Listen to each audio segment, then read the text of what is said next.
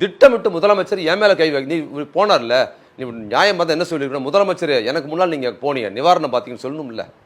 உனக்கு வெக்கமா இல்லை? முதலமைச்சர் நீங்கள் என் மேலே கை வைங்க, அவங்க மேலே வைக்காதீங்க. யார் மேலே கை வச்சார் முதலமைச்சர்? வைக்கலைங்கிறதுனால தான் நீ திமுறா பேசிக்கிட்டு இருக்க. முதலமைச்சர் அதுபோல் நபராக இருந்திருந்தாருன்னா நீ முதல்ல கட்சி ஆரம்பிக்கும் முன்னாலும் உனக்கு க்ளோஸ் பண்ணியிருக்கணும். பண்ணவே இல்லை. ஜெயலலிதா இருக்கும்போது நீ பேசுனியா? ஜெயலலிதா இருக்கும்போது உன்னோட சினிமாவை ரிலீஸ் பண்ண விடலை இல்லையா? சினிமாவை உன் தலைவா படத்தை ரிலீஸ் பண்ணுறதுக்கு நீ கொடநாடுக்கும் போயஸ் தோட்டத்துக்கு ஓடி ஓடி ஓடி ஓடி அப்பாவும் பிள்ளையும் ஓடி உட்கார சொன்ன உட்காராம நுனி சீட்டில் உட்காந்து கை கட்டி காலில் விழுந்தெல்லாம் இருந்தீங்கல்ல படத்தை ரிலீஸ் பண்ணுறதுக்கு. இந்த ஆட்சி ஜனநாயகமாக இருக்கிறதுனால தான் இவ்வளோ திமிர்த்தனமா நீ இயங்குறீங்கிறேன் நான். இவ்வளோ திமிர்த்தனமே நீ கட்சியை ஆரம்பிச்சிருக்க முடியாது. அவங்க ஜனநாயகம் அவங்க நீ சொல்கிற மாதிரி நடந்திருந்தா நீ கட்சியை ஆரம்பித்து ஊர் ஊராக கூட்டத்தை சேர்த்து இந்த அரசுக்கு எதிராக பேசுகிற இந்த அரசு பார்த்துக்கிட்டு தான் இருக்குது. இவ்வளோ நாள் பார்த்துக்கிட்டு இருந்தது விட்டுருங்க, ஜெயலலிதா மாதிரி நம்ம இருக்க முடியாது. ஆனால் இந்த சம்பவம் நடந்ததுக்கு பிற்பாடு நீங்கள் விஜய் அரெஸ்ட் பண்ணாட்டி கூட அதுக்கு அடுத்த கட்டமாக இருக்கிற நபர்கள் அரெஸ்ட் பண்ணியா இருக்கணும். அந்த மாவட்டம் இன்னைக்கு பண்ணியிருக்கிறாங்கல்லங்க, இது அன்னைக்கே பண்ணியிருக்கணுங்க.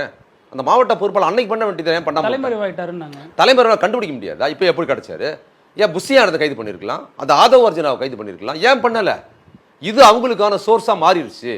அப்போ அரசு இவங்க விஜய் சொல்ற அவதூறுக்கு சாட்சி இல்லைங்கிறதுக்கு அவரே ஒரு சாட்சி, அவதூறு கிடையாதுங்கிறதுக்கு. அரசு இவங்களை சாதாரணமாக தான் கையாளுது. இவங்களை கிரிமினல் குற்றவாளி அறிவிச்சு அன்னைக்கு அரெஸ்ட் பண்ணியிருக்கணும்.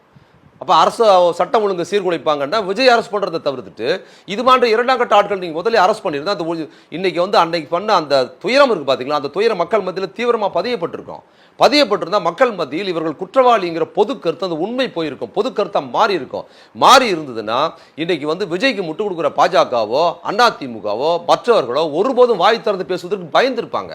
ஒரு குற்றவாளி எப்படி ஆதரிப்பாங்க? இப்படியெல்லாம் பண்ணியிருக்க கூடாதுன்னு சொல்லி விஜயை கண்டிக்கிற சோர்ஸாக தான் பொது சமூகம் இருக்கும்போது இவங்க போயிருப்பாங்க. அதை காவல்துறை செய்யலை. ஆனால் களத்தில் இப்போவும் விஜய்க்கு எதிரான மனநிலை இல்லை. இன்னும் சொல்ல போனால் குழந்தைய பறி கொடுத்தவங்களே விஜய் ஒன்றும் தப்பு பண்ணல, இங்கே உள்ள மாவட்ட நிர்வாகம் தான் தப்பு பண்ணுச்சு ஒருத்தர் 2 பேர் சொல்கிறாங்க. ஆனால் எவ்வளோ வீடியோக்கள் விஜய் திட்டி பேசுகிற வீடியோக்கள் இருக்கு. ஒரு ஊரில் கிராமத்தில் விஜய் கட்சி போடை அடிக்கிற வீடியோ பார்த்தீங்க இல்லையா? அதெல்லாம் விவாதத்துக்கிடுங்க. இவங்க ரெடி பண்ணி பேச வைக்கிறாங்க. ரெடி பண்ணி விஜய் மேலே கோவம், விஜய் சம்பவம் நடந்த அப்போவே விஜய் மேலே கோவம்னு ஒரு பொண்ணை பேச வைக்கிறாங்க. அந்த பொண்ணு எப்படி பேசிச்சோ அதே மாதிரி தான் இன்றைக்கி கைதா இருக்கலாம் அவர் பொண்டாட்டி பேசின வீடியோவும்.